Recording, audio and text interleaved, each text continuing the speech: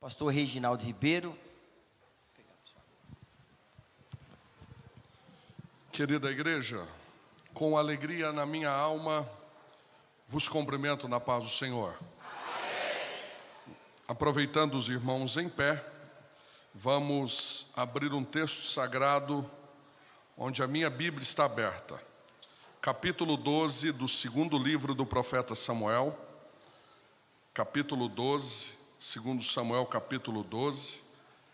Eu preciso ler alguns versículos para que a igreja entenda o contexto, a partir do verso de número 14. Segundo Samuel, capítulo de número 12, verso de número 14 a seguir.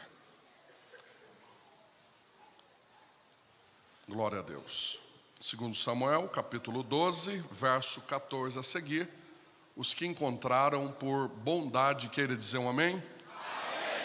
Diz o texto: todavia, porquanto este feito deste lugar, sobremaneira que os inimigos do Senhor blasfemem, também o filho que te nasceu certamente morrerá. Então Natã foi para sua casa, e o Senhor feriu a criança que a mulher de Urias dera a Davi, e adoeceu gravemente. E buscou Davi a Deus pela criança. Jejuou Davi, entrou, passou a noite prostrado sobre a terra.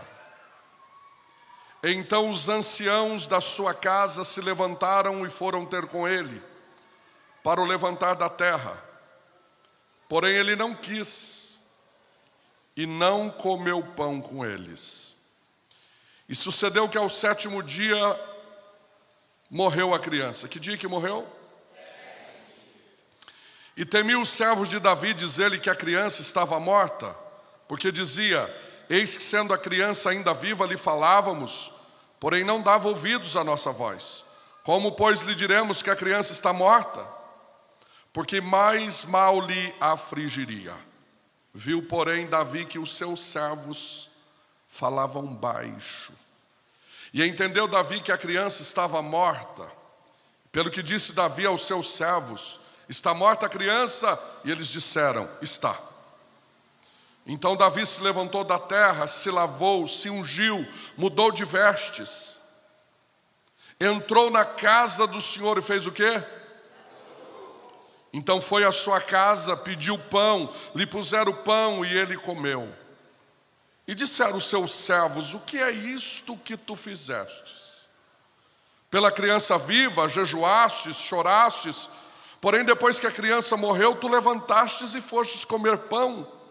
E disse ele: vivendo ainda a criança, eu jejuei, eu chorei, porque eu dizia: quem sabe o Senhor compadeça de mim e viva a criança.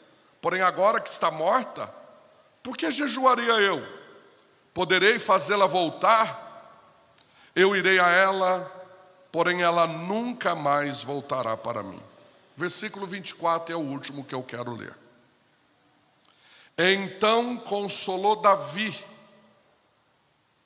a Betseba, sua mulher, entrou com ela e se deitou. E ela deu à luz a um filho, e chamou o seu nome de... E este o Senhor... Amém. Vamos orar. Senhor, nós acabamos de ler a Tua santa palavra. Eu te peço inspiração para transmitir todos os Teus conselhos. Me dá inspiração de pegar aquilo que está escrito no papel e transferir em alimentação espiritual para a Tua igreja. Senhor, eu reconheço que o pregador consegue até levar a mensagem ao ouvido do ouvinte, mas do ouvido ao coração é só Tu, Senhor. E eu te peço graça, eu te peço unção para transmitir tudo aquilo que o Senhor quer falar aqui esta noite. Assim te agradeço, no nome do Senhor Jesus. Amém. Toma o teu assento. Quantos vieram ouvir um conselho da parte de Deus? Digam amém.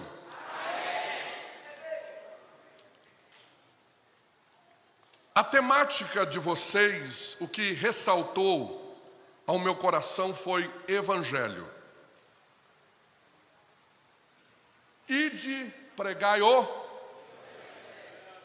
evangelho, não é qualquer evangelho. A Bíblia diz, aquele que leva a preciosa.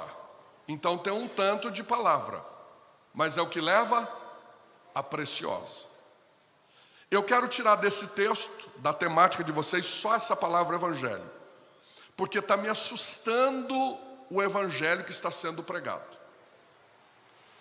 Eu tenho uma conotação, e eu quero pensar com vocês, que nós estamos usando o púlpito, e nós estamos usando esta ferramenta chamada igreja, para transformar o impossível em coisas possíveis. Mas eu fiquei pensando, e quando o impossível realmente se torna impossível? Será que nós estamos prontos para conviver com uma impossibilidade? Olhando para os nossos jargões de pregadores, de pastores, e eu posso falar nas duas áreas, como experiência própria, nós usamos um jargão dizendo, meu irmão, se o mar não se abrir, você vai passar por cima. Meu irmão, dê 7 voltas no muro, no último dia mais 7, que a muralha vai cair. E eu fico pensando, e se o mar não se abrir e eu não dar conta de passar por cima? De repente eu não sei nadar. E se você deu 7 voltas em volta do muro, no último dia mais 7, a muralha não cai? Será que você continua acreditando no mesmo evangelho? No mesmo Deus? A igreja se tornou um lugar de resolver problemas. E igreja não é para resolver problemas.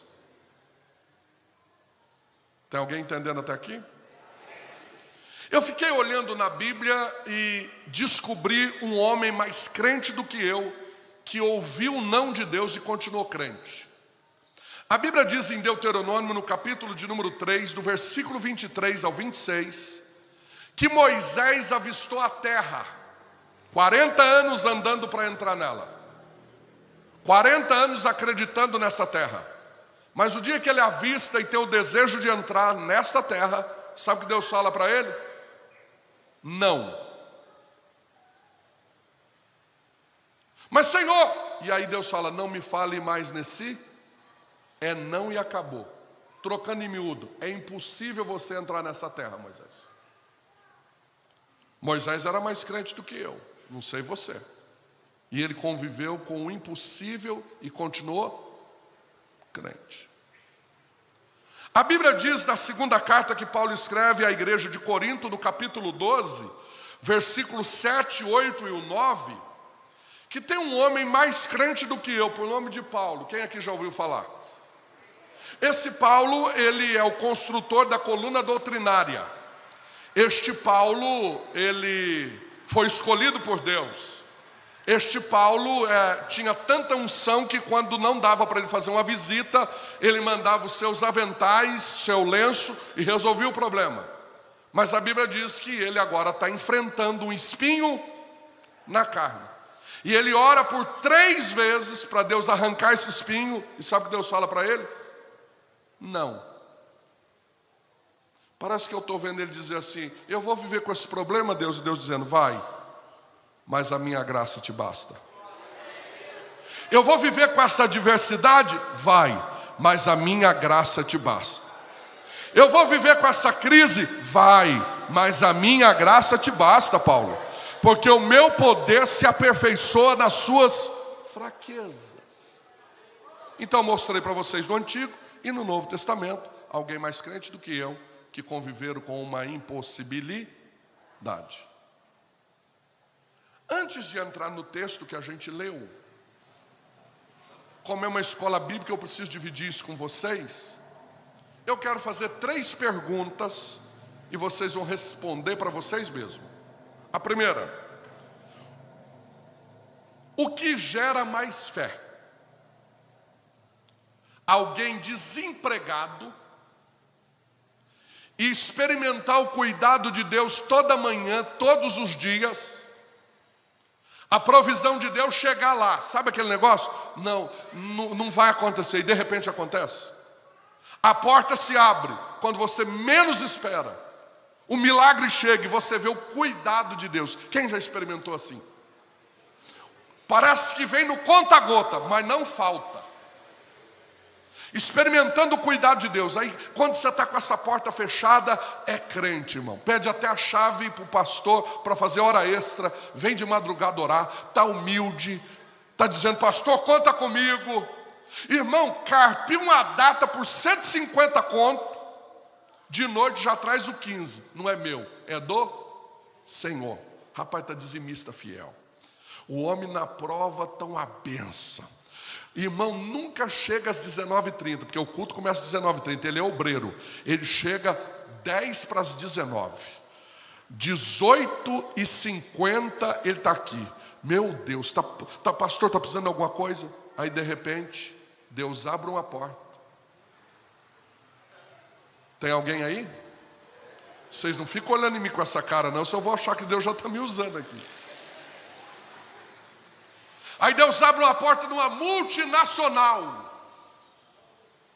O camarada que não faltava uma EBD diz: ah, não, estou cansado, foi a semana inteira, nem na EBD hoje eu vou. Aí a sogra chama para jantar no domingo, e ele diz: ah, mas o convite da sogra, eu não vou no culto hoje não. Aí quando vai receber o salário, agora não é R$150 mais, está com um lerite de R$6.000. R$600 é muito. Ah, não vou levar 600, não, é muito. Eu vou pôr 200, o pastor vai ficar até feliz. O que gera mais fé, o emprego ou o desemprego? Pensa e responda para você mesmo. Eu vou fazer a segunda pergunta. Uma irmã com uma enfermidade crônica, vivendo a dependência de Deus, pedindo oração para o círculo de oração, pedindo oração para os pastores, dependendo, precisando, está orando todos os dias. A enfermidade chegou, mas ela está crente na enfermidade, está pedindo oração para as irmãs, está humilde, não está falando mal de ninguém. Quem está entendendo? A enfermidade está deixando ela dependente de Deus. De repente, a cura chega, aquela irmã não precisa mais pedir oração, agora virou um problema no ciclo de oração. O que gera mais fé, enfermidade ou não enfermidade? Responde para vocês. Terceira lição, terceira pergunta. Lembra daquela pedrinha no sapato? Lá na firma, lembra? O irmão está tendo que vigiar, está tendo que orar. É uma calúnia, está jejuando, está crente, está dependendo de Deus, está precisando de Deus. Aquela pedrinha no sapato, que é aquela perseguiçãozinha, está fazendo você ser mais dependente, mais crente. Ou Deus arrancar a pedrinha do sapato. E agora você não vigiar mais, não orar mais. Na hora do almoço contar até algumas piadas imorais e alguém vai dizer: você não é crente? Você não é obreiro? O que gera mais fé, a pedrinha no sapato ou a não pedrinha? Responda para vocês mesmos. Eu cheguei numa conclusão que nós estamos vivendo e gerenciando a dimensão menor da fé. Crente não pode ter problema, crente não pode ter sofrimento, crente não pode ter nada. Tem umas igrejas aí até colocando na placa: para de sofrer, entra aqui. Eu não estou entendendo. Nós estamos vivendo a dimensão menor da fé. E o evangelho não é isso. O evangelho que Jesus ensinou é: quer seguir após mim? Negue-se a si mesmo, é renúncia. Eu estou diante de Davi, vou entrar no texto. Esse Davi é aquele que todo mundo prega, que é inspiração para todos. Mas é um Davi que erra, um Davi que falha. É um Davi que o próprio Deus parou o Salmo de Números 89, versículo 20, para falar dele. Eu achei a Davi meu ungido. É um Davi que cai em pecado. E vocês já repararam a diferença de Davi e José? Quem tinha mais possibilidade de cair em pecado? O José da Bíblia ou Davi? José é solteiro, está longe de casa. O Davi é rei. Mas sabe qual a diferença de um para o outro? O que Davi estava fazendo quando pecou? O que ele estava fazendo? Nada. Estava desfilando no terraço. Agora, o que José estava fazendo? Na casa de Potifar? Trabalhando. Quer vencer o pecado? Trabalha. Pastor, eu saí da vigília, eu tenho que ir para a escola dominical. Vai para a escola dominical. Eu saí da escola dominical, tem evangelismo. Vai para o evangelismo. Quer vencer o pecado? Trabalha. Quer vencer o pecado? Se envolva com as coisas de Deus. Eu fecho parênteses. Agora eu estou diante de um Davi que errou. O profeta chega na casa dele e diz: o menino está doente, e esse menino não vai viver. Ele vai? Aí o Davi: não, eu conheço Deus, eu vou fazer uma campanha, 7 dias, e Deus vai tirar esse... Eu coloco Deus na parede, e esse milagre vai chegar. Parece que eu estou vendo ele fazer isso. Aí o primeiro dia, o menino morto. O segundo dia, ou melhor, o menino adoecido. O menino mal, não melhorava. O terceiro dia, todo mundo preocupado. O Davi está jejuando, está orando, e nós está preocupado porque ele não quer comer. O menino doente, ele também vai adoecer. O quarto dia do mesmo jeito. O quinto dia, o Davi do mesmo jeito. O sexto dia, quem sabe, só falta um dia, o milagre vai chegar. Mas o texto diz que na noite do 7º dia, o menino morreu. No último dia da campanha. Aí o Davi pega, levanta, toma um banho, muda de vestes, entra dentro da casa do Senhor e o adora. Pede pão para comer e colocar o pão, e ele come. E alguém pergunta: o que é isso que o Senhor fez? Pela criança viva jejuaste e oraste, agora depois que morreu? Ele diz: morreu, eu não posso fazê-la viver. Enquanto ela estava viva, eu estava fazendo a minha parte. E aí ele consola Betseba, deita com ela, e o texto diz que ela teve um filho, e colocou o nome de... E este o Senhor amou. Eu quero falar aqui esta noite sobre 5 lições quando o impossível realmente se torna impossível. Eu quero ser sucinto e rápido. Pergunta: qual a primeira lição? Não, pergunta animados: qual a primeira lição?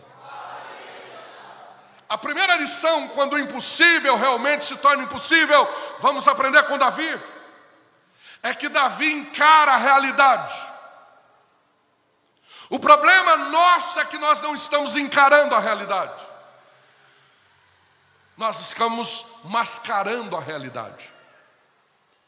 Igreja não é lugar de mascarar a realidade, é lugar de encarar a realidade. Eu vou dar um exemplo de quem está mascarando a realidade. Eu abro um parênteses. Como pastor, eu vejo isso todo dia. Sabe qual é a nossa filosofia desse negócio de ide? Sabe qual que é? Olha o tanto que a gente mascara. Criamos até uma frase: missão se faz com os pés dos que vão. Que bonitinho. Com as mãos dos que dá 20 conto ou 10 no carnezinho. Resolveu o problema dele com missão. E com os joelhos de quem ora 1 minuto e meio, abençoa a obra missionária. Nós estamos mascarando, sendo que o ID de Jesus não dá para terceirizar. O ID de Jesus é individual. Se você não faz o ID de Jesus, está faltando alguma coisa. Ah, pastor, eu não posso ir para Cuba, mas pode atravessar a rua da tua casa e falar do amor de Jesus para a vizinha. É ID. Eu não posso ir para a África, mas pode falar do amor de Jesus na fila da lotérica, quando estiver pagando aquele boleto. O problema nosso é que a gente mascara a realidade. A gente sempre está mascarando e acha que resolveu o problema. Tem alguém entendendo? A primeira lição, quando o impossível realmente se torna impossível, é que nós temos que encarar a realidade. Tem gente que vive a vida inteira. Ai, que bom seria se eu não tivesse perdido o emprego. Já perdeu, irmão. Vira a página. Ai, que bom seria se o meu marido não tivesse ido embora. Já foi, irmã. A irmã vai ficar chorando até quando? Vira essa página. Deus quer escrever outra história. O problema nosso é que a gente fica mascarando. É mais ou menos assim. Ai, que bom seria se eu tivesse 1,90 m de altura, fosse loiro, dos olhos azuis, cabelo liso, partido no meio, e tivesse chegado aqui numa BMW. Minha irmã, a tua realidade é outra. A vida com Deus é vida de encarar a realidade. Porque quando a gente encara a realidade, Deus se coloca de pé para manifestar a sua graça. Olha para quem está do teu lado aí e diga para ele: não esqueça, encara a realidade. Porque é dentro desta realidade que Deus vai mostrar que é Deus da tua vida. Glória, glória. A segunda lição, quando o impossível realmente se torna impossível, o que fazer? Pergunta qual é? É que Davi está com o menino morto na pedra. E ele entra dentro da casa do Senhor e vai fazer o quê? Adorar. Ele está dizendo a segunda lição para nós. Ele é um adorador que adora a Deus em qualquer circunstância. Tem gente que adora a Deus só quando tudo está bem. O menino está morto na pedra e ele entra dentro da casa do Senhor para fazer uma adoração. O problema da nossa geração é que a luta do irmão e a luta da irmã diminui o volume da adoração dele. E o teu Deus não é diminuído pelo tamanho da tua prova. O teu Deus continua do mesmo tamanho. Tem alguém entendendo? Tem gente só porque ele não faz parte mais. Eu vou falar o que eu vivo lá. Só porque ele não é líder mais de um departamento, ele já emburra, ele já falta culto. Ei, você nunca foi verdadeiro adorador. O verdadeiro adorador não adora a Deus por aquilo que Deus dá. O verdadeiro adorador adora a Deus por aquilo que Deus é. O problema nosso é que nós não queremos encarar a realidade e também não queremos ser verdadeiros adoradores. Um dos textos mais lindos, a oração mais bonita do Antigo Testamento, na minha opinião, é a oração de Abacuque. Falaram assim para ele: você viu, Abacuque, o que fizeram? Os caldeus vieram aí, você viu o que fizeram com as mulheres grávidas? Cortaram o ventre e jogaram o feto no chão. Os velhos mataram, os jovens levaram cativos, e você ainda vai continuar adorando esse Deus que você não vê? A esse Deus que não protegeu vocês? Que Deus é esse que guarda? Que Deus é esse que protege? Que Deus é esse? Virou as costas o Deus de vocês? E ele diz: pode a figueira não florescer, pode acabar a malhada do curral, pode a terra ser improdutiva, eu continuo me alegrando no Senhor, porque eu não adoro por aquilo que Ele me dá, eu adoro aquilo que Ele é. Cadê os verdadeiros adoradores? Cadê os verdadeiros? Aleluia! Adoração é algo fantástico, e nós precisamos adorar a Deus em qualquer circunstância. Me ajuda a pregar, é ensino. Tem um teclado aí? Olha para esse irmão do teu lado, diga assim para ele: se Se você não tiver mais esse cargo que você tem hoje, vamos aproveitar que é a escola bíblica, você vai continuar adorando, você vai continuar com esse sorriso no rosto. Aleluia. Eu vou abrir um parênteses aqui. Dentro da casa do pai do filho pródigo tem dois caras. Um que quer o pai e o outro que só quer as coisas do pai. Já repararam? O que foi embora, a ficha caiu, que coisas passam. Mas o pai continua, bem baixinho. O pai continua. Então o que foi embora, o menino, ele não quer mais coisas, ele quer o pai. Ele está querendo tanto o pai que ele falou assim, ó, se o meu pai me aceitar como um jornaleiro, eu já estou perto dele, já é o que eu quero. Agora o outro que ficou em casa só quer as coisas do pai. O outro, eu achei 7 coisas que ele quer. Ele quer cabrito do pai, o boi do pai, a herança do pai. Ele fala da festa do pai, só quer as coisas do pai. Dentro da igreja tem esses dois tipos de crente. E não adianta falar que aqui na Lagoinha não tem, não, que tem. Igreja é tudo igual, só muda o CEP. Ainda mais a Assembleia de Deus.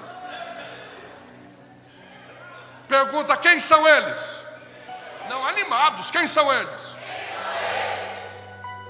Se você vê um irmão que não teve oportunidade e ficou bicudo, tem alguém aí? Vocês não ficam olhando em mim com essa cara não, irmãos. É sinal que ele só quer as coisas do pai. Se ele não pregar, ele fica emburrado. Se ele não cantar, ele fica emburrado. Se ela não tiver participação, ela fica emburrada. Se não colocar o nome dela, acabou. Ei, irmão, aqui é a casa do pai. E aí tem uma desculpa para os veteranos. Nada contra os veteranos, porque eu sou um veterano. Eu entrei na igreja com 5 aninhos, já vai para 40 anos que eu estou lá. Aí nós temos uma desculpinha, eu estou aqui há 30 anos. Irmão, glória a Deus por isso, mas daí não pesa na balança de Deus. Você tem que fazer essa conta com NSS, aqui não é NSS, que ganha por tempo de casa. Aqui é reino. Aqui quem Deus salvar hoje vai ter o mesmo privilégio. Aqui é a casa do pai, quem está entendendo? Se você canta, canta para a glória de Deus. Se você prega, prega para a glória de Deus. Se você lidera, lidera para a glória de Deus. Se você pastoreia, pastoreia para a glória de Deus.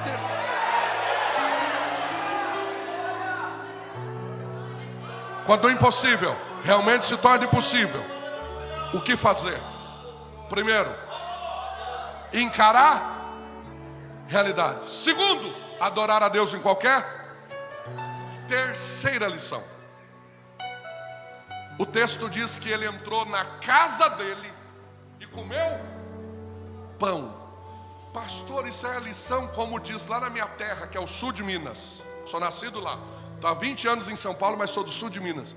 Lá na minha terra diz assim, isso aí é uma baita lição. Pergunta, qual é essa lição? Quando ele pede pão para comer, pão fala de vitamina, sim ou não? Pão fala de nutrientes, sim ou não? Ele ficou 7 dias sem comer. Agora ele quer se nutrir, porque ele é rei de um reino. Então quem come pão está preparando para o futuro. Não acabou a história dele ali. Ele tem que se nutrir. Ele bateu a poeira, o menino morreu. Ele se levanta, toma banho, muda de vestes, entra na casa do Senhor, adora. E agora ele precisa se compor. Quem está entendendo? Então quando ele come pão, ele está dizendo, eu estou preparando para o futuro. Eu sou rei de um reino. Vocês concordam comigo? Agora vamos trazer para o lado espiritual. Quem come pão prepara para o futuro. Quem come da palavra.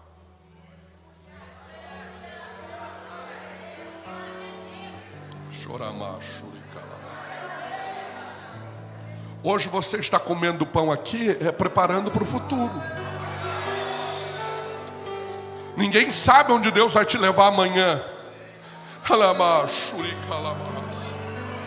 Eu nunca imaginei que ia pregar quinto sermão em 30 dias. Mas lá atrás eu estava comendo pão, eu estava preparando para o futuro, Minha mãe um dia chegou para mim e falou: meu filho, você tem 14 anos de idade, acaba o culto da igreja, você vai ler livro, ler Bíblia, não vai com os jovens para a sorveteria, está tudo em ordem. Eu falei: mamãe, eu estou preparando para o futuro, eu tenho que estar pronto para aquilo que Deus tem para mim. Agora a igreja de hoje, os obreiros, não quer mais comer pão, não quer frequentar mais escola bíblica dominical, só porque tem 3 mensaginhas guardadas. Ei, você vai chegar só onde 3 mensaginhas chegam. Mas se prepara para o futuro para você ver. Deus vai te levar além. Deus vai te levar além. Ah, estou arrepiado aqui. Deus vai te levar além. Deus só vai te levar onde você estiver preparado para chegar. Olha para quem está do teu lado e me ajuda a pregar, é didático. Diga assim: Deus não vai passar vergonha com você. Você só vai chegar onde você conseguiu. Aleluia. Eu fico olhando, vendo o cenário. Hoje eu falo mais escolas bíblicas. Quando um obreiro, me desculpa a sinceridade, valoriza mais um cachorro quente do que um livro. Não, ele vai chegar só até o carrinho de cachorro quente. Agora, quando alguém diz: não, eu preciso me alimentar, eu preciso fazer minha parte, Deus só vai fazer aquilo que você não dá conta de fazer. Deus está falando com alguém aqui. Quem está entendendo esta palavra?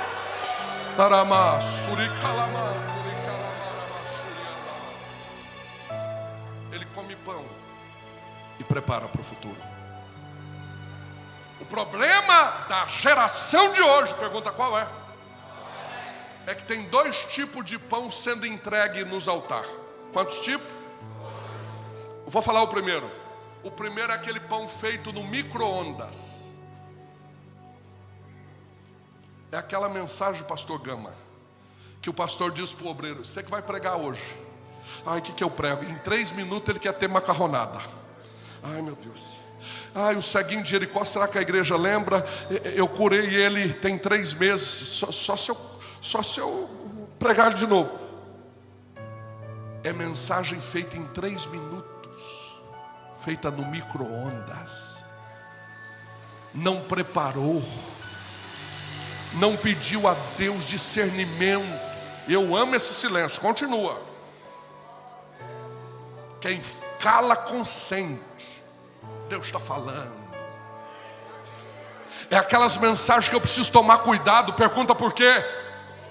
Porque em 3 minutos faz até o povo pular. É um perigo queimar o céu da boca. São mensagens que vêm tão quente. E eu descobri quem come uma pratada de macarrãozinho miojo feito no micro-ondas, 2 coisas acontecem. Em poucos minutos te dá uma queimação. Em poucos minutos parece que você não comeu nada, não tem substância. É aquelas mensagens que dá queimação no povo. Lá na porta da igreja já começa a queimação. Será que aquilo lá que ele falou é de Deus mesmo? É um achismo. Eu ouvi o tuiteiro falar, o youtuber falar: não vai na fonte que é a palavra, não tem inspiração de Deus. São mensagens que estão dando azia no povo e queimação. Aí no outro dia você diz: e aí, foi mesmo? Rapaz, que culto. Você viu lá? Todo mundo pulou. E onde ele leu? Onde ele leu? Não sei. Não tem substância. Eu vim proibir aqui mensagens feitas no micro-ondas. Deus ainda tem revelação. Deus ainda tem maná. A despensa dele não está vazia. A despensa de Deus está cheia. Quem crê? Agora tem a segunda mensagem, pastor Gama. É a feita no fogão a lenha. Mamãe tem fogão a lenha até hoje em casa. Eu morei na roça, eu sei o que eu estou falando. Tem que cortar a lenha verde para poder secar. Quando vai acender o fogão, a lenha vem cheirando a fumaça, com o nariz preto de carvão. Mas quando alguém come a comida, diz: que comida é essa? Eu vim pregar a mensagem feita no fogão a lenha. Quem está entendendo a palavra? Quem está entendendo a mão? Põe a mão no ombro deste companheiro aí. Diga assim: nós profetizamos que nos púlpitos desta igreja e do campo e do Brasil está proibido pregar mensagens micro-ondas. Está vindo novas revelações, mensagem fogão a lenha. Só quem crê, só quem crê. Glória. Deus vai te dar revelação nova. Vai para a casa do oleiro, corta a lenha, vai orar. A revelação está aberta. Quem crê que a porta da revelação continua aberta? Eu vou começar a encerrar.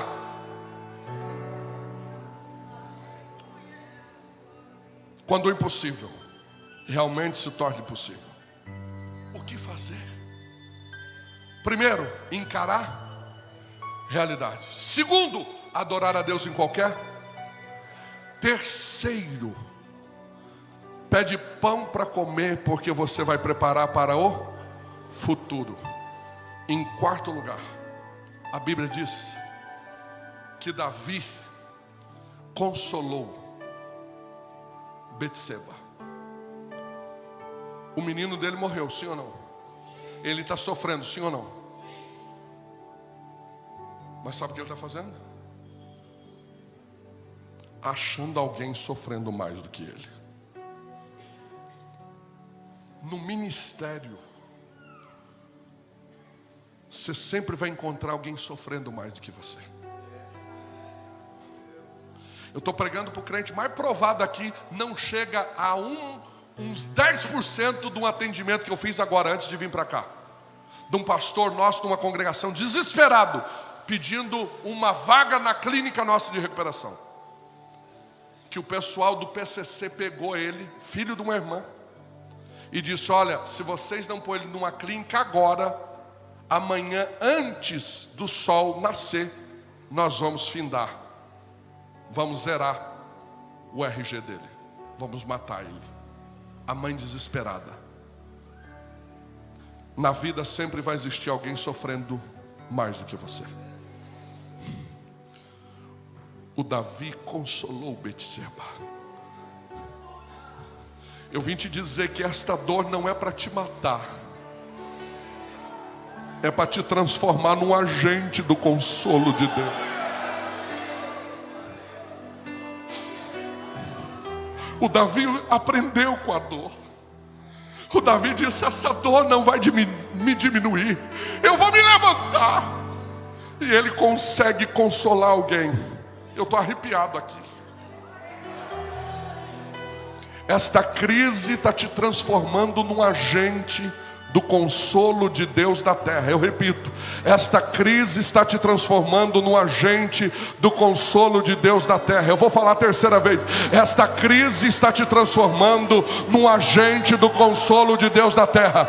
Quem está recebendo esta palavra? Quem está recebendo esta palavra? Quem está recebendo esta palavra?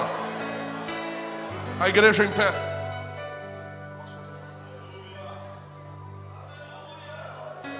$50 minutos eu estou falando. E eu quero neste momento fazer uma oração.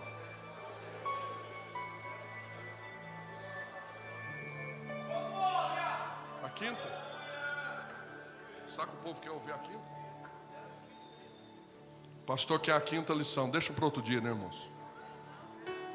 Fala agora ou para? Só se todo mundo dá um brado. Fala agora. Sabe qual é a quinta lição? É que a Bíblia diz que ele consola Betseba. E agora deita com ela. E nasce um filho. E este o Senhor amou. A quinta lição é que a tua história não vai terminar desse jeito. Vai nascer Salomão na tua casa. Vai nascer Salomão no teu ministério. O diabo estava dizendo: acabou, não tem mais jeito, Davi. Deus entra no meio e diz: quem escreveu a tua história não foi Cecília Meirelles. Quem escreveu a tua história não foi Rui Barbosa. Quem escreveu a tua história não foi Augusto Cury. Quem escreveu a tua história foi Jeová. Foi Jeová. Foi Jeová. Ela não vai terminar desse jeito. Quem crê? Vai nascer. Vai nascer, vai nascer, vai nascer, Salomão. Eu estou sentindo algo espiritual aqui. Eu estou sentindo, você não veio buscar uma resposta da parte de Deus. Eis aí a resposta. Está nascendo Salomão na tua casa. Está nascendo Salomão no teu ministério. O diabo pensou que ia te barrar, te parar, mas Deus está dizendo: página nova, página nova, página nova, página nova, página nova, página nova.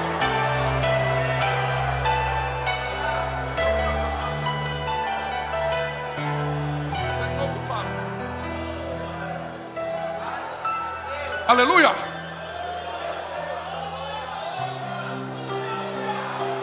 Glória. É espiritual. Segura a cerejinha do bolo. Eu ia parar, o pastor Cláudio que pediu. O primeiro menino não tem nome. O segundo já tem. O primeiro não tem expressão nenhuma. O segundo é o mais sábio da terra. O que Deus está reservado para este novo ciclo. Vou arrepiar. Mas eu preciso colocar Jesus no sermão, que eu sou cristocêntrico.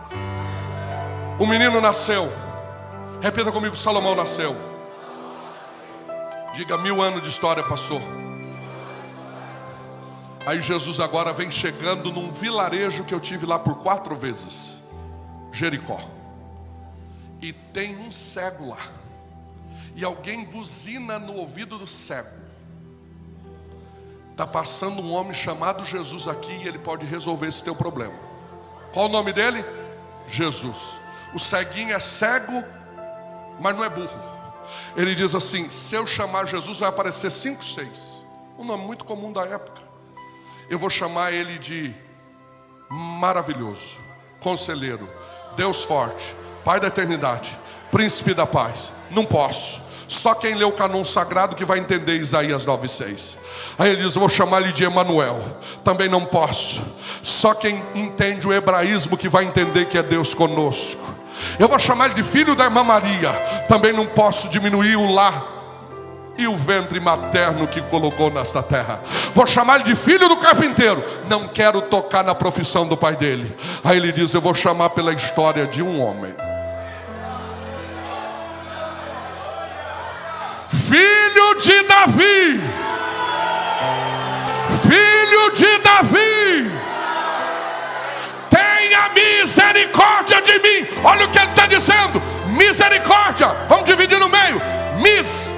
Misericórdia, miséria e coração. Filho de Davi. Eu estou sabendo o que o Senhor fez lá. Se o Senhor fez lá, faz aqui também. Se o Senhor trabalhou lá, trabalha aqui também. Se o Senhor teve misericórdia lá, tem aqui também. Se o Senhor deu um jeito lá, deu um jeito na minha vida aqui também. Se o Senhor agiu lá, age aqui também. Pega eu desta miséria e coloca eu dentro do teu coração, que é um coração grande. Pegue na mão de alguém, pegue.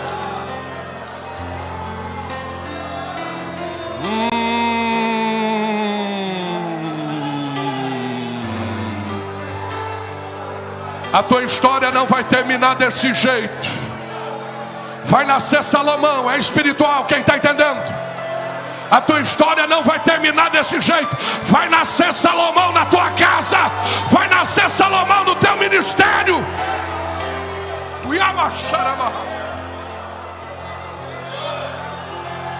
Se der para abraçar, abraça. Mas se não der, aperte pelo menos a mão de 3 irmãos e diga assim: vai nascer Salomão na tua casa, porque a tua história não vai terminar desse jeito.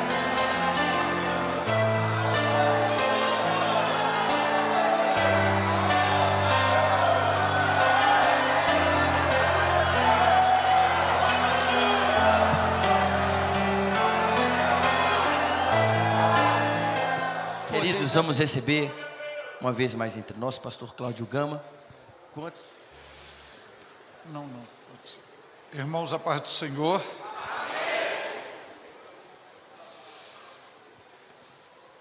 Minha gratidão ao bom Deus por sua benevolência para comigo, concedendo-me o privilégio de mais uma vez estar neste santuário, com o rebanho divino, celebrando o seu nome e com a dádiva de poder estar crescendo em graça e conhecimento por meio da operacionalidade da palavra de Deus.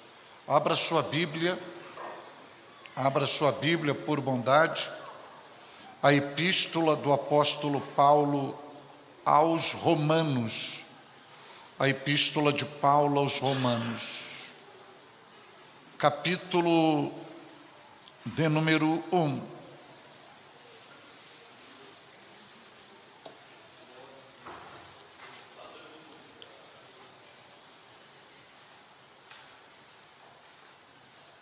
Capítulo de número 1.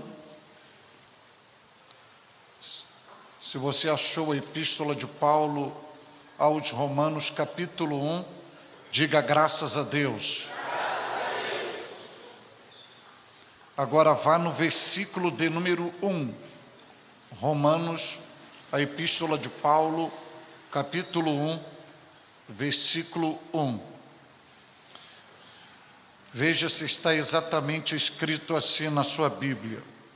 Paulo, servo de Jesus Cristo, chamado para apóstolo, separado para o Evangelho de Deus.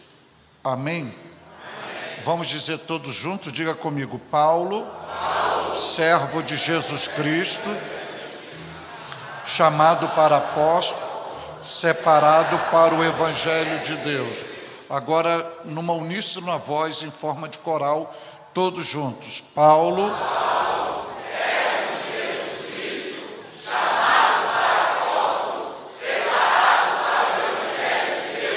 por bondade assentai-vos, mantenha a sua Bíblia aberta neste versículo.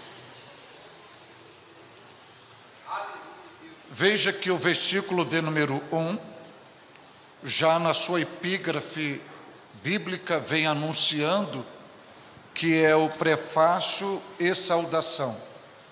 Era a metodologia que Paulo utilizava nas suas epístolas, nas suas cartas endereçadas, e logo no início ele fazia uma apresentação pessoal de si mesmo, saudando os destinatários que receberiam a sua carta. E nesta saudação paulina, nesta epístola, Paulo, de forma bem sucinta, ele nos dá uma visibilidade daquilo que possamos exercer de forma fidedigna, tanto na vida cristã, quanto na vida ministerial. Esta saudação paulina revela uma série de verdades ensinadas na Bíblia Sagrada, mas pouco utilizada por cada um de nós. E Paulo, nesta saudação, ele abre para nós as revelações daquilo que devemos praticar, cultivar e para que possamos ter êxito no exercício da nossa vida ministerial, cristã e, por que não dizer, em todas as áreas da vida. E é algo muito interessante, porque em todas as epístolas de Paulo, você vai visualizar ele iniciando com esta saudação, ou com esta, ou com alguma similar, mas em todas as saudações paulinas tem uma mensagem diferenciada, importantíssima, que são úteis para o nosso desenvolvimento e exercício do nosso ministério. Por exemplo, é bom que os irmãos estejam com a Bíblia aberta. Você vai ver como Paulo começa esta saudação à Igreja de Cristo, que geograficamente falando está situada na cidade de Roma. Veja que ele começa assim: Paulo. Não está escrito isso na sua Bíblia? Diga Paulo. Então ele começa com Paulo. O que Paulo está nos ensinando nesta saudação, numa regência operacional de Jesus Cristo, numa regência operacional do Espírito Santo? Ele poderia começar esse versículo assim: servo de Jesus Cristo, chamado para apóstolo, separado para o Evangelho de Deus. Nós subentenderíamos claramente que é Paulo que está falando, mas numa ação divina e prática de uma operacionalidade do Espírito Santo, ele, antes de falar da sua posição em Cristo, ele coloca seu nome. E por que ele apresenta seu nome? Paulo, servo de Jesus Cristo. Então, nesse primeiro momento, a gente destaca apenas o nome Paulo. Paulo está nos expressando aqui uma lição importantíssima. Primeiro, não é vaidade, não é vanglória, não é soberba, quando ele faz a exposição do seu nome. Pelo contrário, é autenticidade, é veracidade, é uma pessoa que não omite o seu nome. Na verdade, a grande lição que ele está nos dando aqui é o cultivo e a preservação da sua identidade. Isto é importantíssimo para o exercício do ministério, para aqueles que estão com a mão no arado, para aqueles que representam o Evangelho, representam o reino de Deus, representam o governo de Jesus Cristo na face da terra. Esta pessoa, ela precisa cultivar e preservar a sua identidade, porque o que nos faz cidadão é a nossa identidade. Uma pessoa sem identidade, ela pode até existir, mas ela não é reconhecida como pessoa em lugar nenhum na face da terra. E para no reino de Deus a gente obter êxito, ter um ministério salutar, basilar, estruturado, respeitado, se faz necessário o cultivo e a preservação da identidade. Por isso que ele começa com Paulo. Ele está infundindo na consciência da igreja em Roma a importância de cultivar e preservar a própria identidade. Outro detalhe que é possível visualizar na palavra ou no nome Paulo. Você vai ver que nas 13 cartas de Paulo, inicia-se com o nome do apóstolo e não com seus títulos. Ele começa primeiro falando do seu nome e não com os seus títulos. Isto é importantíssimo. E o que o apóstolo Paulo quer nos ensinar com isto? Ele quer nos ensinar o seguinte: construa uma história de vida sem fome exagerada por cargos ou títulos ministeriais, e sim não medindo esforços para cultivar e preservar a sua identidade.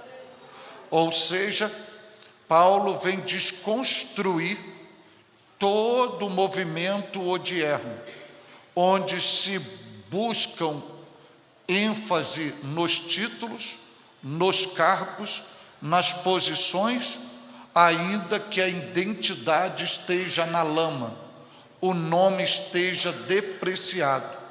E Paulo está ensinando o seguinte: vá construir uma história de vida sem fome exageradas por cargos e títulos, e sim não meça e não venha equiparar ou medir esforços para que você venha construir uma história com cultivo e preservação da identidade.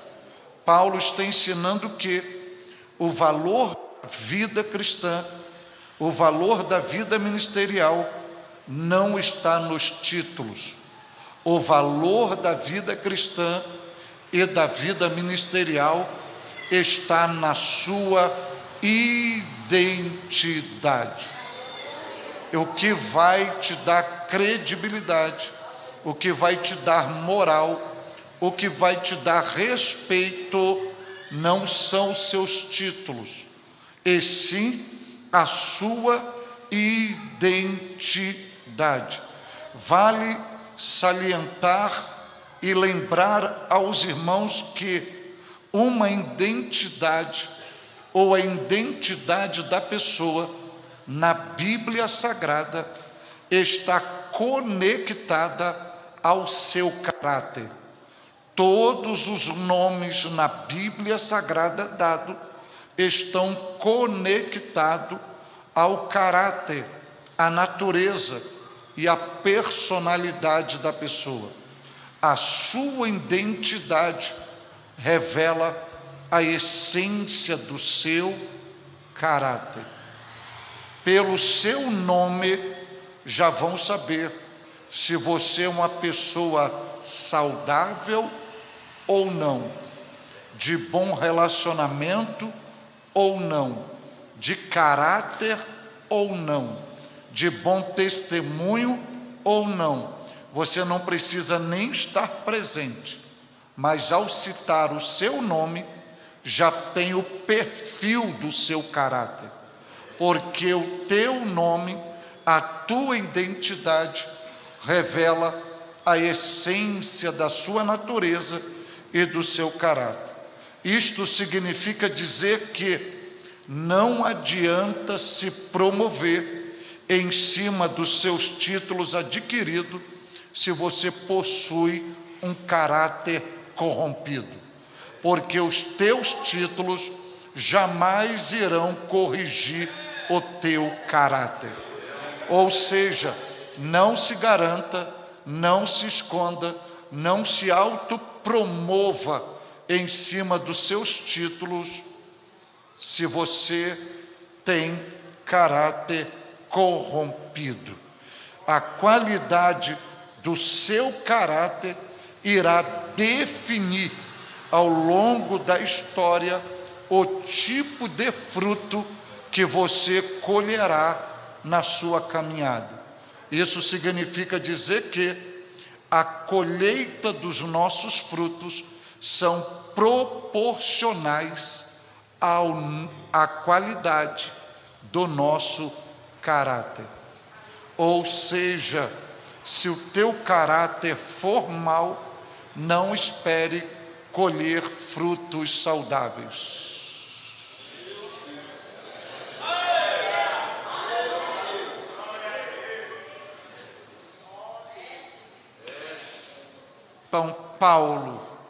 Então, Paulo ensina isto: o cultivo e a preservação da identidade. E uma das coisas que a gente pode aprender intrínseco no seu nome é que ele não se promoveu em cima dos títulos, mas na preservação da sua identidade. Outro detalhe muito importante, quando você olha aí para o início dessa saudação, que você vê assim, Paulo, exatamente Paulo, é que você vai observar, é que na epístola de Romanos, nesta saudação, Paulo não associa ao seu nome, a esta saudação, nenhum dos seus colaboradores. Em outras epístolas, você vai ver Paulo citando seu nome, citando Timóteo, citando Silvano, mas aqui em Romanos é exclusivamente Paulo. Não tem nenhuma situação ou citação dos seus colaboradores, como ele acostumava fazer nas suas cartas. Paulo, aqui, ele está se apresentando pessoalmente, ok? Aqui não dá para você ver Timóteo conectado, não dá para ver Silvano conectado, aqui é exclusivamente Paulo. O que ele nos ensina com isto? O que ele está revelando para nós com isto? Significa dizer que existem momentos na vida que você precisa se posicionar e compreender que a única pessoa responsável por sua apresentação pessoal é você mesmo. Ninguém lhe apresentará da forma que você se apresenta pessoalmente. Ninguém é responsável pela sua apresentação. A responsabilidade da sua apresentação é você mesmo. Paulo ensina o seguinte: não passe o tempo todo dependendo da sombra do outro, refletindo a imagem do outro, imitando em tudo o outro. Não, porque quando você reflete a imagem do outro, vive na sombra do outro, imitando o outro em tudo, você acaba abortando a si mesmo e você vai viver um personagem. Você não vai ser autêntico consigo mesmo, você não vai ser autêntico com o seu próximo, e você não vai ser autêntico nem com o próprio Deus, porque você está vivenciando aquilo que você não é. Então você tem que ser autêntico, exclusivamente você. Então Paulo está ensinando o seguinte: assuma verdadeiramente a sua própria identidade. Não fique dependendo de outro, não se passe pelo outro. Em outra linguagem, não fique escorado em outro. Em terceiro, seja você mesmo. Apresente a sua essência, apresente a sua postura. Não precisa se fantasiar. Seja legítimo, seja autêntico, não tenha vergonha de você mesmo.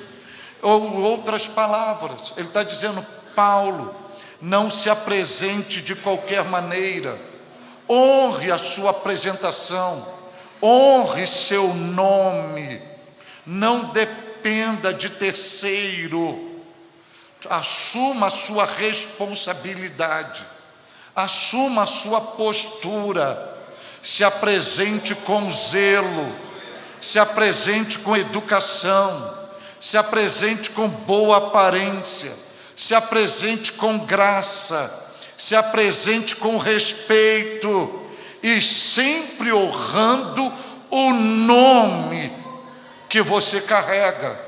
Ou seja, você não vai em todos os lugares, mas o teu nome vai.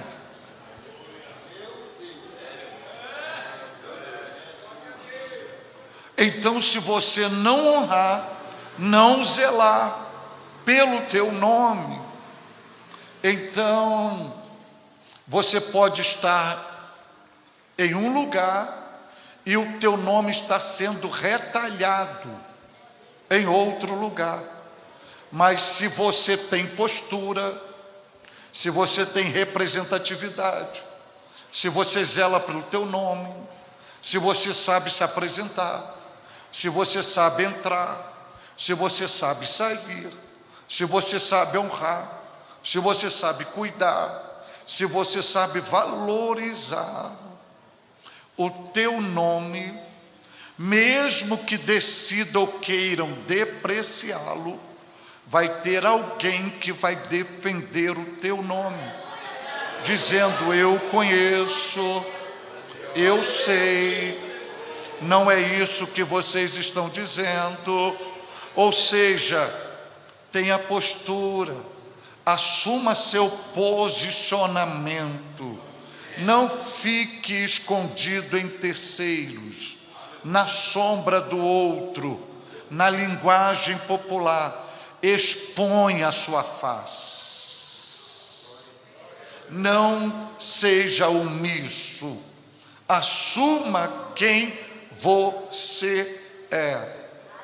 Assuma quem você é. Paulo. Outro detalhe é o significado do nome Paulo. O nome Paulo significa pequeno, expressa uma ideia de pequenez, de pequenino.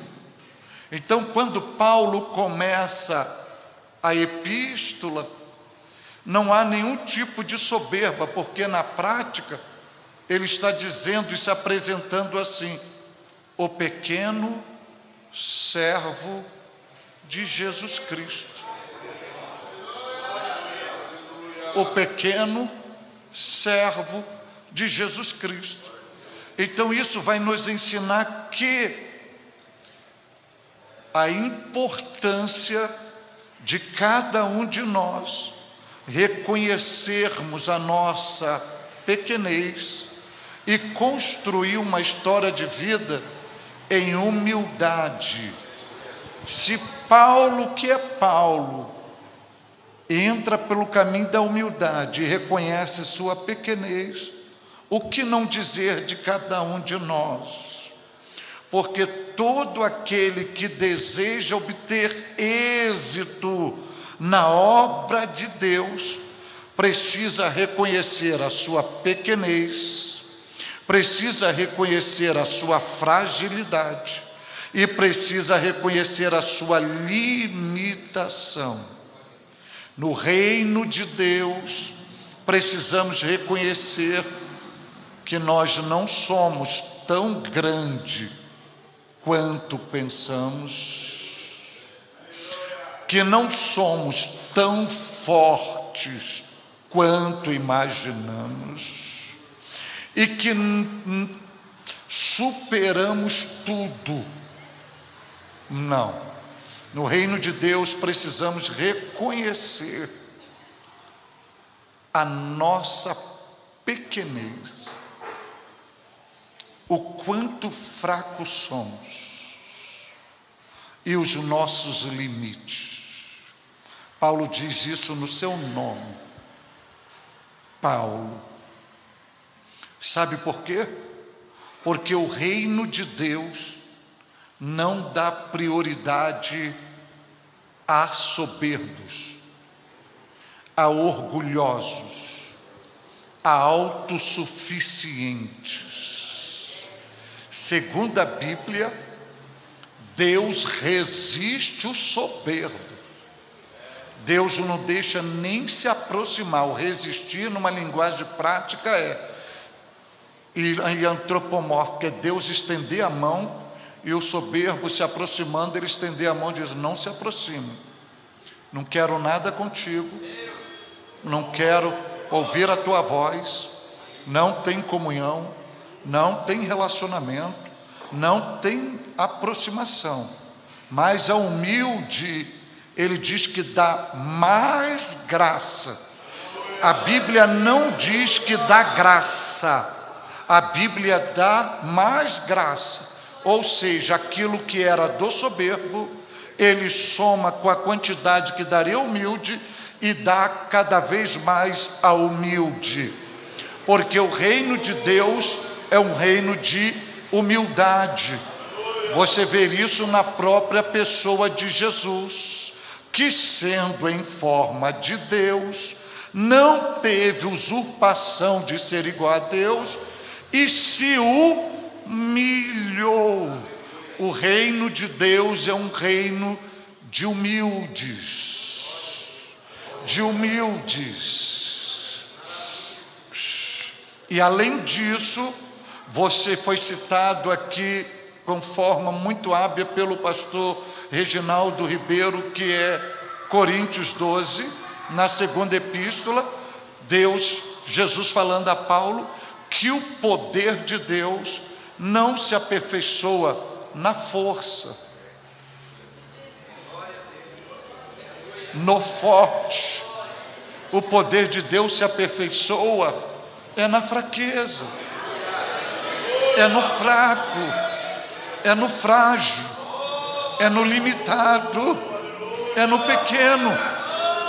Porque no reino de Deus, grande só um. Grande é só um.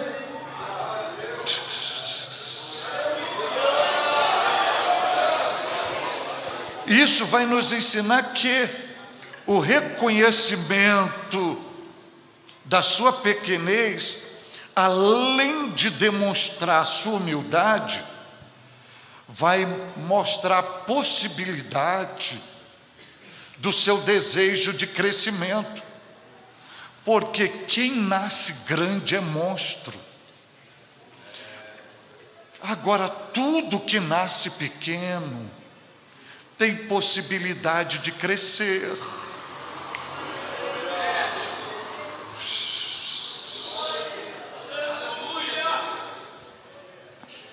De se aperfeiçoar e de alcançar a maturidade.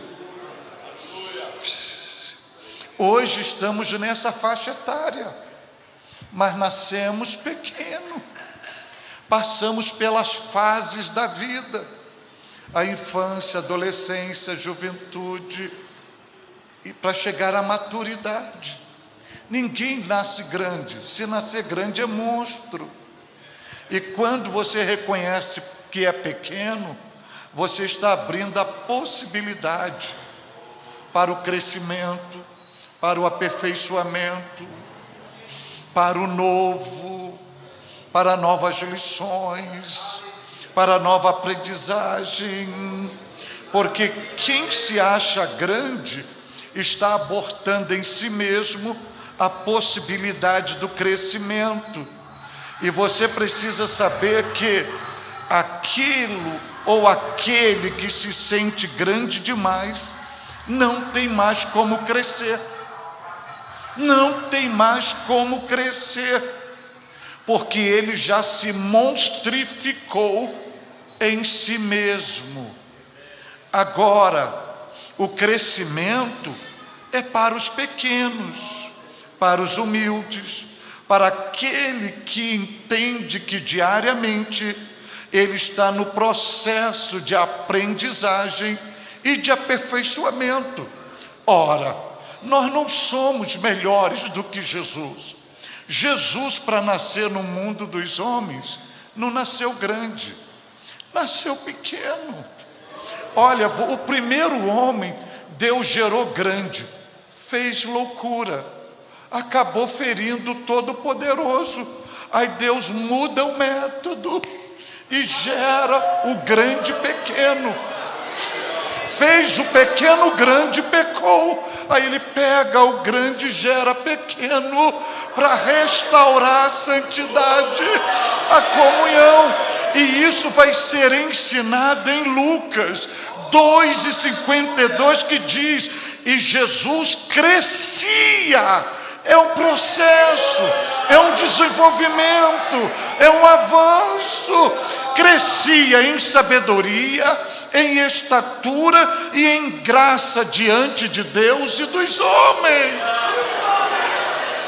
Este é o desenvolvimento normal de cada um de nós. Veja que Jesus cresceu. Você vai ver em sabedoria intelectualmente. Você vai ver em estatura, biologicamente ou fisicamente. Você vai ver diante de Deus, espiritualmente, e diante dos homens, sociologicamente. Crescia nas 4 áreas da vida. Ok? Então diga: Paulo, o cultivo e a preservação da identidade. Ok?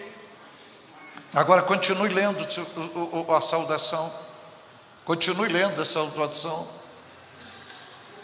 Veja que depois do nome Paulo tem uma vírgula, não tem? Aí veja se ele diz que é apóstolo ou se é servo. Você vai ver que o apóstolo ele vai deixar para depois de servo. Está dando para entender? O apóstolo ele vai deixar para depois de servo. Ele primeiro diz: Paulo pequeno. Começa assim, preservando a identidade. Se perguntasse para ele: Paulo, e aí, quem é você? Sou pequeno, o frágil, o limitado, o dependente. Aí ele vai dizer assim: mas me diga mais alguma coisa sobre você, Paulo. Ah, sim, servo. Servo. Vamos parar um pouco aqui, que ele diz servo de Jesus Cristo. Mas antes de falar de Jesus Cristo, veja o que ele vai dizer, o que ele é para Jesus. Ele não diz que ele é o apóstolo de Jesus. Ele diz que foi chamado para, mas que não é o apóstolo. Ele diz que de Jesus Cristo, ele é o servo. Ele é o servo. E o que Paulo está nos ensinando? E a palavra servo na originalidade neotestamentária, você sabe que é escravo. É um prestador de serviço para o seu amo. É um escravo. E ele está dizendo quem ele é. Servo. O que ele está ensinando aqui para nós? Desenvolva uma consciência de servo. A grande crise que a gente enfrenta hoje na comunidade cristã é que a igreja, a sua comunidade cristã está cheia de senhores e escasso de mentalidade de servo, consciência de servo.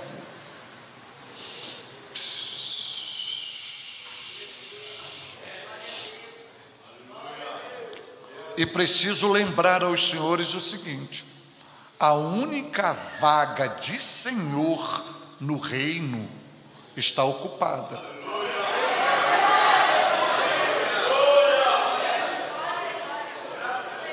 No reino de Deus só há vaga para servo.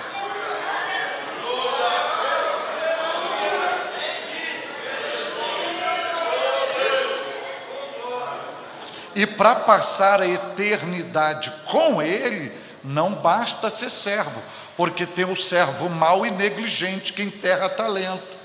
Tem que ser o bom e o fiel.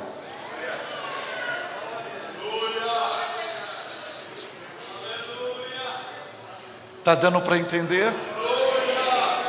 Então isso significa dizer, quando Paulo diz assim, servo, sabe o que Paulo está expondo para nós? É que ele se tornou escravo de Cristo, ele se tornou escravo de Cristo para servir a Cristo e fazer a vontade de Cristo. Quando ele diz servo, ele está dizendo o seguinte: primeiro, eu não trabalho para mim mesmo. Segundo, eu não tenho vontade própria. Eu trabalho para Ele e a vontade dEle é a minha vontade, porque eu sou subordinado à vontade dEle. Isto significa dizer que o verdadeiro servo de Deus não prioriza a sua vontade.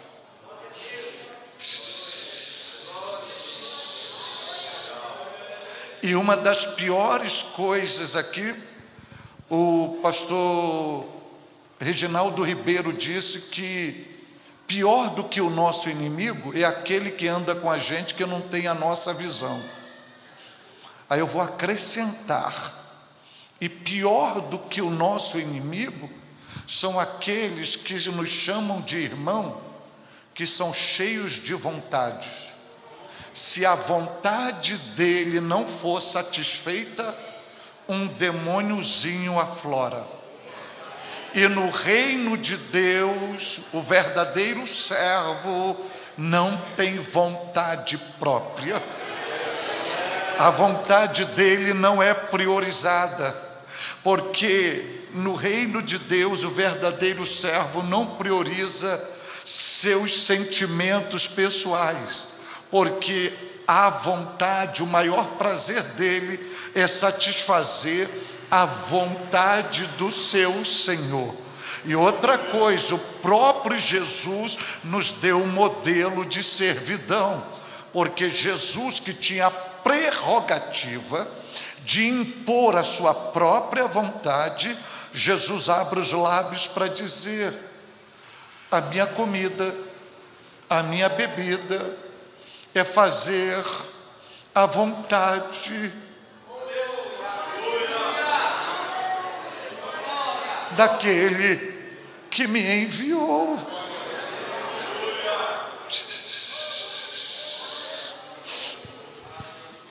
Glória a Deus.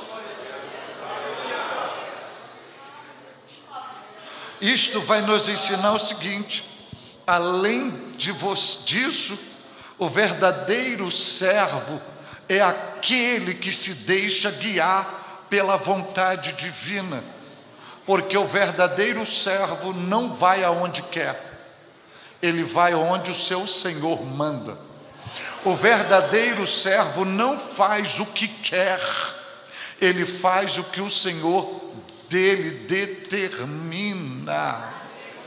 O verdadeiro servo não fica onde ele quer, ele fica onde o Senhor Deus, o seu Senhor, manda ele ficar. Aí veja a grande crise de crentes obreiros cheios de vontade, priorizando seus desejos pessoais, sendo autônomo ao ponto de dizer para a liderança dele que ninguém manda nele, que ele se manda, que ele tem autonomia, que ele é adulto. Ele está equivocado com o reino de Deus, porque no reino de Deus nós não nos mandamos, nós somos mandados. No reino de Deus nós não vamos onde queremos, nós somos levados. No reino de Deus nós não fazemos o que desejamos, nós estamos debaixo de uma ordenança para fazer. E no reino de Deus não é a nossa vontade que é priorizada, é a vontade do Senhor, do amo que nós servimos.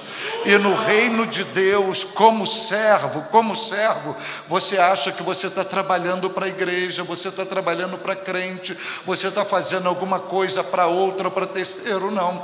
No reino de Deus, o banheiro que você lava, a igreja que você varre, o banco que você arruma, tudo que você faz para a obra de Deus na igreja, não pense que você está fazendo para instituição ou para homem, você está fazendo para aquele que te chamou, você está fazendo para aquele que investiu em você, você está fazendo para aquele que acreditou em você, porque ninguém acreditava em você. Ninguém investiria em você como ele investiu, ninguém lhe daria um dom como ele te deu, ninguém te colocaria nessa posição. Você vivia na lama, você era um lixo social. Na verdade, seus familiares torciam para você amanhecer morto, porque você era problema. Você vivia na vala, você viveria nos meio-fios da vida, debaixo da ponte. Você era visto como um problema. Aí o Senhor Deus, por sua graça, olha para você. Você tinha mancha nas mãos de inocente, você era desacreditado, você não tinha nome, você não tinha família, você não tinha dignidade, você não tinha honra. Aí o Senhor olha para você, chama você, te dá um nome, te dá um nome, te dá um dom, te dá uma vocação, te dá um ministério, te dá a graça, te dá a fé, te dá a unção. Aí aqui quer nariz empinado, quer ficar em sapato alto, quer estar no pedestal, achando que é o maioral. Não, você não era ninguém. A posição mais alta para você no reino de Deus é de servo,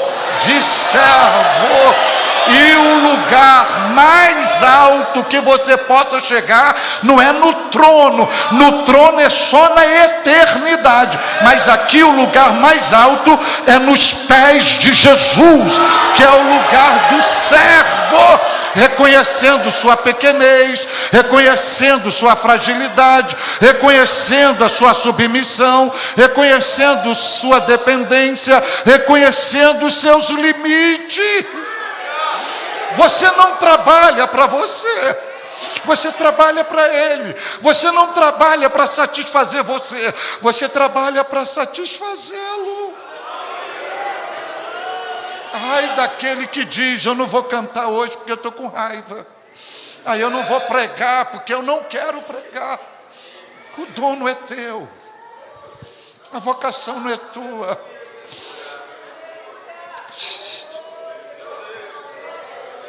Você só é o servo.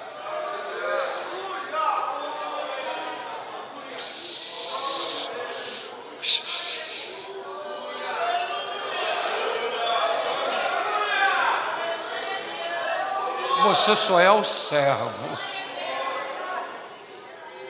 E se você não quer desenvolver uma consciência de servo, não se espante com o que vou lhe dizer.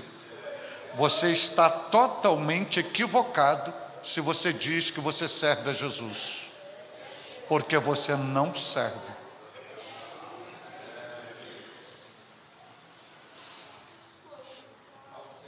Não serve. Sabe por quê? Porque o próprio Jesus ensinou isto. Eu não vim para ser servido, eu vim para servir e dar a minha vida em resgate de muitos.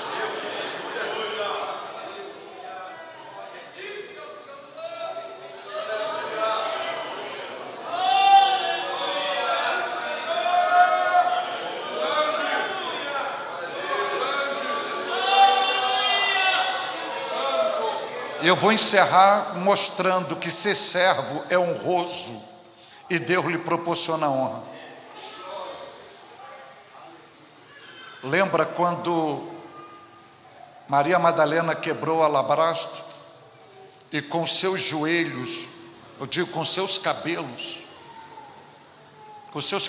enxugou os pés de Jesus? Lembra disso? Lembra disso? Por que Maria Madalena vai com seus cabelos enxugar os pés de Jesus? Por quê?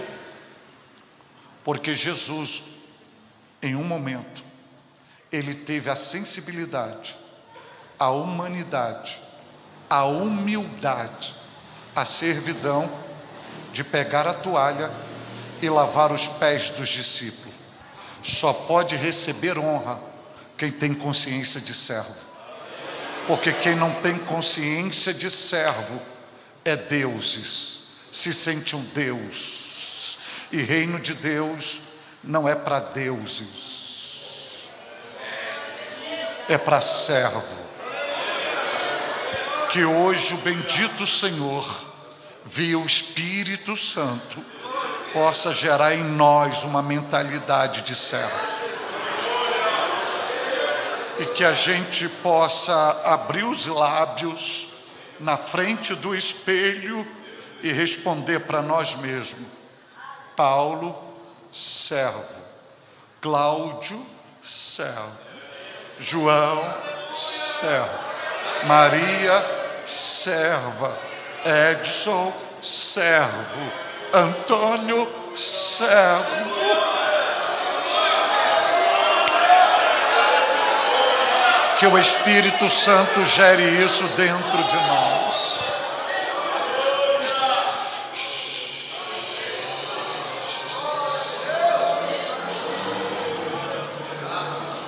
Glória a Deus. Glória a Deus. Glória a Deus. Eu tenho um minutinho, e um minutinho vou provar na Bíblia o que eu acabei de dizer para vocês. Um minutinho.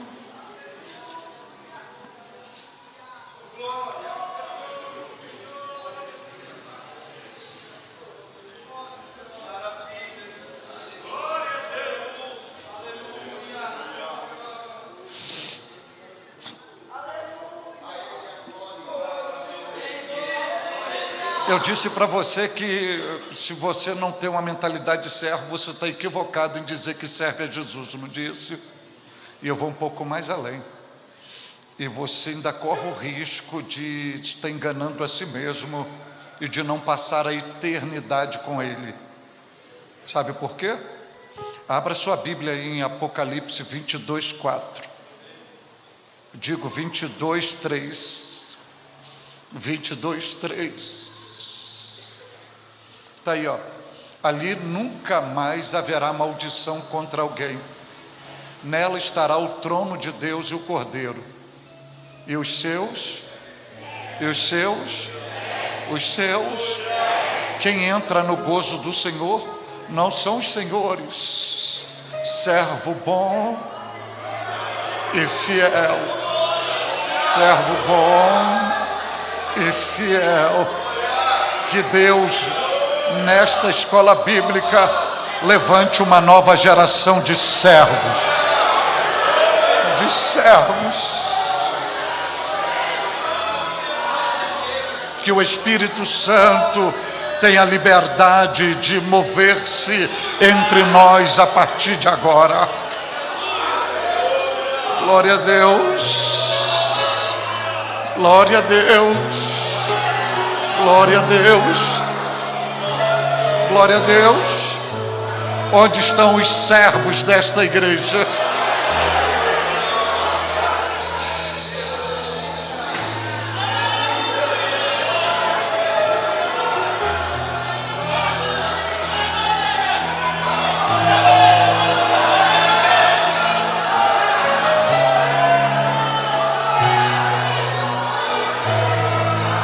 Você sabe que o servo conhece o seu Senhor só no olhar. Eu não vou, por isso eu não vou mandar você levantar a mão, não vou mandar você dar glória a Deus, porque se você é servo, você conhece seu Senhor. Só no olhar você sabe o desejo dele.